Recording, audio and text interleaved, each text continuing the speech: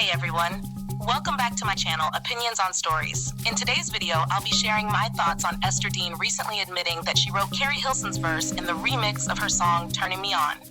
Let's get into it. In a recent interview on The Breakfast Club, Keri Hilson opened up about regretting the lyrics in the Turning Me On remix.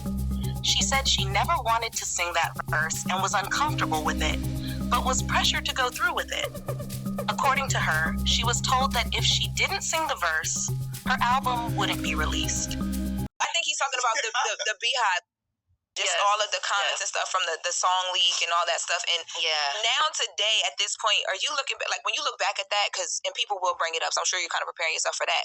How do you not even explain it, but like, how do you look back on that? What are your comments on it now, so far removed from it? It's a regret. It's a regret, but not in the way that people would think, because that's a song that I actually didn't write. Those are not my words. I was on tour. Polo wanted me to do a remix to Turning Me On. He had produced the record, and I wasn't, because I was on tour with Lil Wayne. I wasn't able to like lay anything down. He had been on me for a couple of weeks about we need to do a remix. Okay, so I take off. It wasn't happening quick enough for him. I take off, we fly in, and he had another writer in our camp at the time. He had her write this, so he played it for me like this is the remix, because I'm thinking I'm coming in to go write a remix to Turning Me On. Like the whole time I come into the studio and he plays me this verse, and I'm like, automatically, I'm like, I'm not saying that. That was my position. And that. But you knew it was shade when you heard it. Yeah. You could, but I didn't know really who it was about. But I mean, one could guess, and it just was. I'm an athlete, but I'm a finesse player. I'm not a nasty player. I'm not a dirty player. I don't even look at things like that. I'm competitive I'm also a swimmer, so that's a self sport. That's like an inside game. And that's how I played every sport that I played. So I never found it, but we disagree there, Polo and I, because he believes in kind of the shock jock mentality. He believes in kind of playing dirty to a degree, and I don't. It's not rap. So exactly. So I tried to fight him on it. It was quite forceful, you know what I mean? Kind of threatening my career in a sense, in a real sense. Like, you're not coming, because my album wasn't out yet. So it was like, you're not coming out if you don't do this. When the song dropped, many listeners believed the verse was a diss toward Beyonce, especially with lines like, "Your vision cloudy if you think that you're the best. You can dance, she can sing, but she needs to move it to the left." Some people also thought the verse was aimed at Ciara. On a post from the Breakfast Club's Instagram, even though Keri didn't name the writer, someone commented, "The writer was definitely Ester Dean." Ester responded to that comment with, "And did. It was a hit." After facing backlash for staying silent all these years, Ester issued a public apology, saying, "Looking back, it was childish and didn't age well. I see how it hurt people, especially women, and I take full accountability. I've worked with and supported many women since, but that doesn't erase the moment. Growth is real, and so is this apology." Here's my take. I personally never saw this song as a diss to Beyonce, or to anyone really. To me, it just sounded like Keri was talking her talk, the way a lot of rappers do. They boast about being the best and downplay their competition. That's exactly how I interpreted the verse. There's also an interview from back in 2009, shortly after the song's release, where Keri addressed the controversy and explained what the song really meant.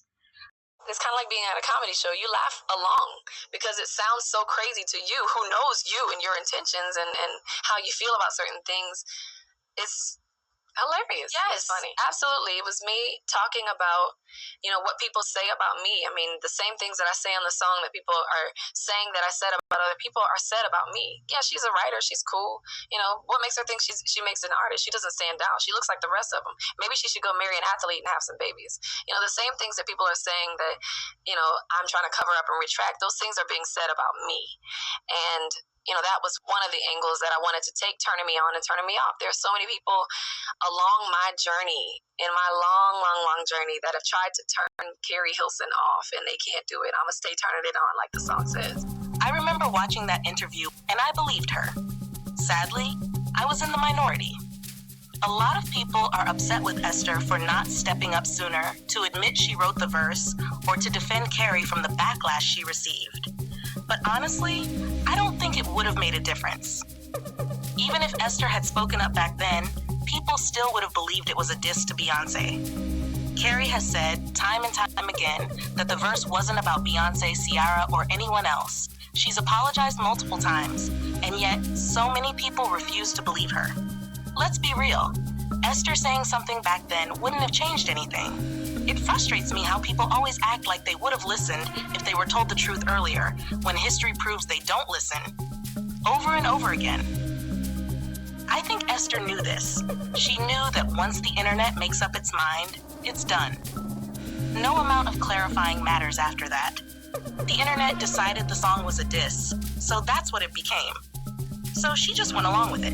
And I believe that's also why Ester and Polo Dadon, the producer of the song, never publicly defended Keri.